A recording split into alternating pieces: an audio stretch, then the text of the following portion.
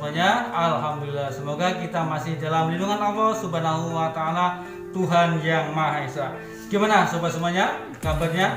Ya, semoga sobat semuanya dalam keadaan sehat, dalam keadaan gembira, dan dalam keadaan riang.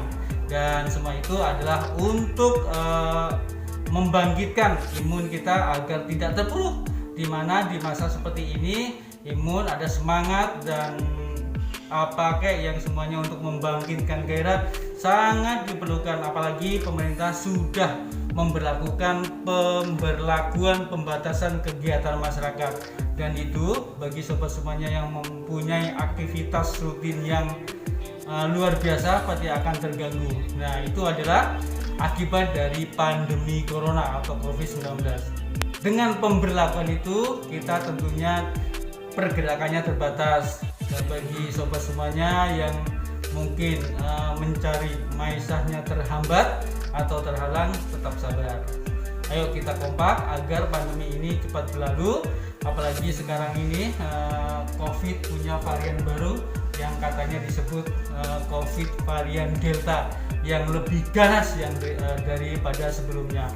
Oke sobat, bagi sobat semuanya yang sedang melaksanakan isoman, sedang menjalani perawatan akibat COVID, semoga lekas sembuh, cepat pulih kembali, biar bisa beraktivitas seperti semula dan bisa mencari maisah untuk keluarganya.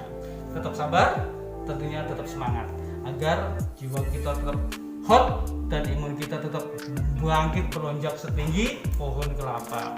COVID-19 ini adalah luar biasa yang kadang tidak mengenal rasa kemanusiaan, yang siapapun yang terlena ya terpapar. Makanya kita tetap jaga prokes, ikutin apa aturan pemerintah yang kadang juga nyebelin. Pengalaman kemarin jalan kita kerja juga dia suruh putar balik, padahal kita sudah menunjukkan ID card, sudah menunjukkan perintah kerja dari perusahaan, tetap aja nggak berlaku. Kita sudah buka baju, buka jaket, nih loh saya dari rumah sakit mau menjalankan tugas, tetap aja suruh putar balik. Wah, luar biasa itu semangatnya para aparat untuk menegakkan protokol kesehatan untuk menjalankan perintah dari pemerintah. Tapi ya bagus sih, tapi ya jangan gitu-gitu banget. Bagi yang emang pekerjaannya di rumah sakit gimana? Kita juga membantu orang-orang yang sakit, membantu orang-orang yang terpapar COVID-19, tapi di tengah jalan kita diusir untuk putar balik. Luar biasa, keren, tetap semangat.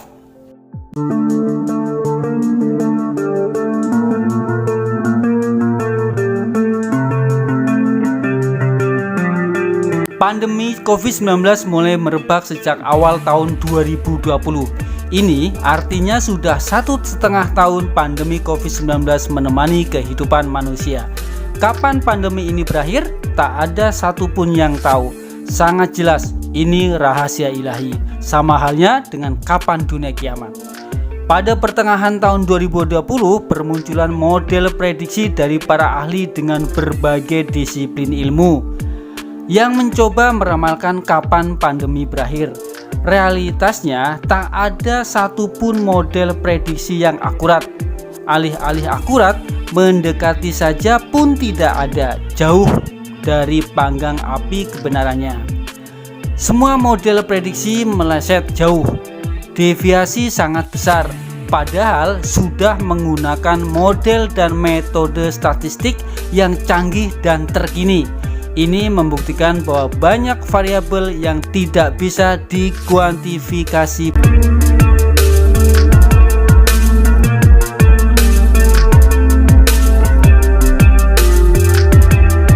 Sobat, PPKM darurat telah dilaksanakan dalam beberapa hari ini.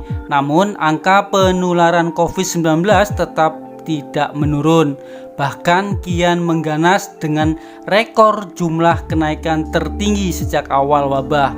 Aparat penegak hukum pun bersusah payah menertibkan warga agar taat dalam masa PPKM darurat. mulai dari penyekatan jalan, pembubaran pihak yang berkerumun, penyiraman air bagi muda-mudi yang kongkow di kafe, hingga penyitaan barang pedagang yang masih ngotot berjualan sampai malam. Semua itu dilakukan atas dasar penegakan hukum dalam rangka menanggulangi wabah.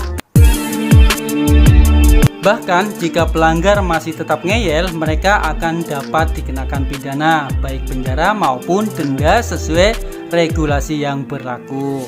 Misal dalam Peraturan Daerah Provinsi Jawa Barat Nomor 5 Tahun 2021 tentang ketentraman, ketertiban umum, dan perlindungan masyarakat menyebutkan sanksi berupa kurungan maksimal 3 bulan dan denda minimal 500.000 sampai 50 juta.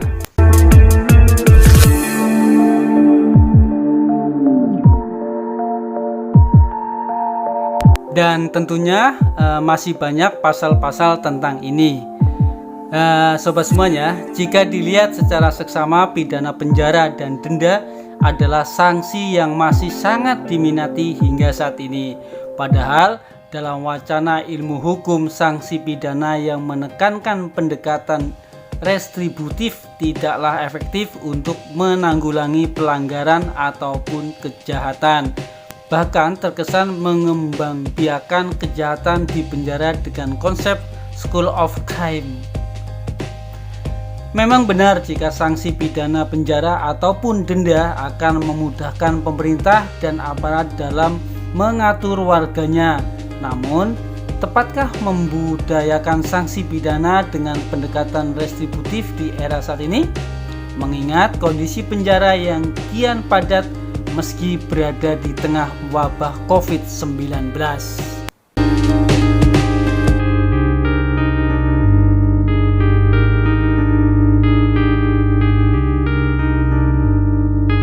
Baik sobat, setelah kita merasakan betapa sulitnya dan ribetnya di masa pemberlakuan PPKM darurat, dan ini tidak akan berakhir sampai di sini saja. Pemerintah sudah resmi menambah masa penerapan PPKM darurat hingga akhir Juli 2021. Perpanjangan PPKM darurat itu disebut sudah menjadi keputusan bulat Bapak Presiden Joko Widodo. Penambahan masa PPKM darurat itu disampaikan oleh Menteri Koordinator Pembangunan Manusia dan Kebudayaan, yaitu Bapak Muhadjir Effendi.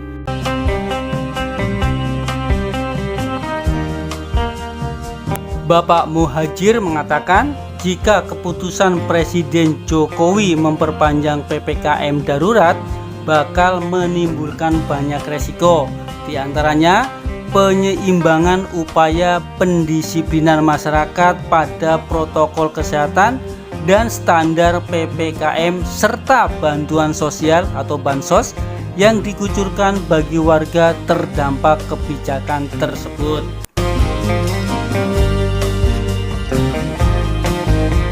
Dan beliau juga mengatakan jika pemerintah pusat tidak bisa menanggung sendiri program bansos, maka lanjutannya perlu ada gotong royong dari semua pihak termasuk Civitas Academy untuk membuat gerakan bantuan masyarakat yang membutuhkan bantuan.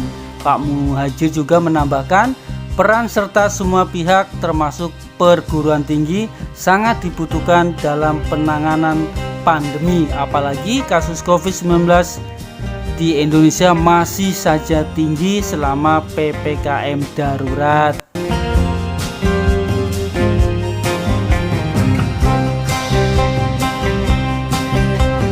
Pemerintah sudah memutuskan memperpanjang PPKM darurat hingga akhir Juli.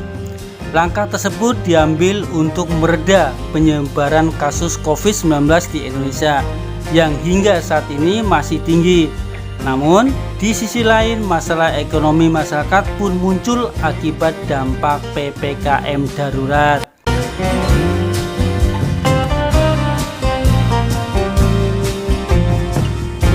Apabila PPKM darurat diputuskan untuk diperpanjang hingga akhir Juli dari jadwal awal hingga 20 Juli, maka diharapkan kasus COVID-19 akan lebih terkelola dan penurunan kasus akan lebih signifikan. Meskipun demikian, dampak dari perpanjangan PPKM darurat hingga akhir Juli itu akan mendorong penurunan pertumbuhan ekonomi. Jika penanganan COVID-19 belum cukup optimal hingga akhir Juli, maka PPKM darurat berpotensi untuk diperpanjang lebih lama lagi, sehingga akan berdampak pada perlambatan ekonomi yang lebih signifikan lagi pada tahun 2021 ini. Jadi sangat memprihatinkan bahwa ekonomi akan terpuruk, dan ini sangat dilema bagi pemerintah Indonesia. Mundur kena, maju kena, susah kan? Makanya kita dukung program-program pemerintah biar semuanya kompak berjalan bersama-sama agar COVID hilang dari bumi Indonesia.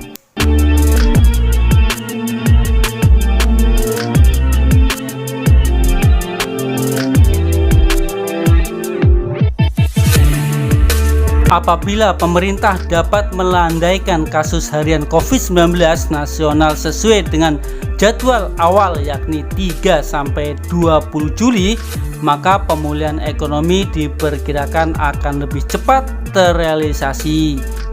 Upaya pemerintah tersebut diantaranya yaitu refocusing anggaran pemulihan ekonomi nasional, perpanjangan penyaluran bantuan sosial tunai, perpanjangan stimulus listrik, percepatan penyaluran bantuan langsung tunai, serta percepatan penyaluran bantuan program keluarga harapan dan kartu sembako.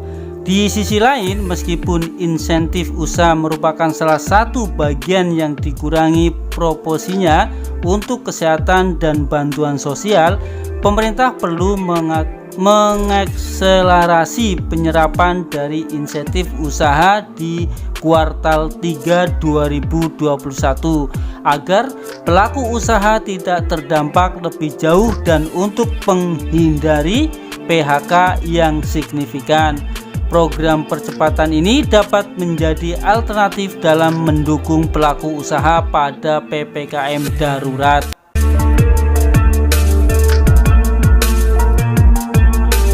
Itulah sobat, akibat pandemi yang begitu lama, hampir 2 tahun kita berjibaku atau dipaksa hidup berdampingan dengan COVID-19, dan akibatnya seperti ini. Maka kita harus sekali lagi harus kompak, harus bersama-sama berjuang memberantas COVID-19.